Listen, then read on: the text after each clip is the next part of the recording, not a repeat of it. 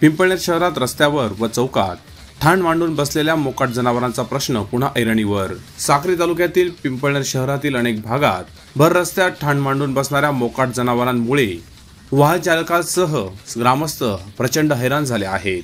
पिंपळनेर शहराचा विकास आणि विस्तार झपाट्याने होत असून धुळे जिल्ह्यातील सर्वात मोठी बाजारपेठ अशी ओळख असलेल्या पिंपळनेर शहरात सध्या मोकाट जनावरांचा प्रश्न जटिल होतोय।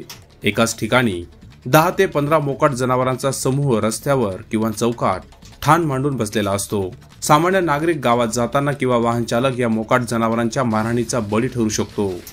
पिंपळनेर नवापूर रस्त्यावर मोकाट जनावरे मोठ्या प्रमाणात बसलेले आढळून आले असून त्यांचा वाहनधारकांना व नागरिकांना प्रचंड त्रास होत आहे।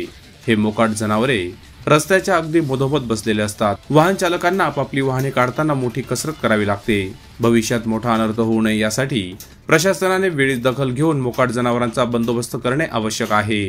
Bureau report, express news Marathi, Pimpalner.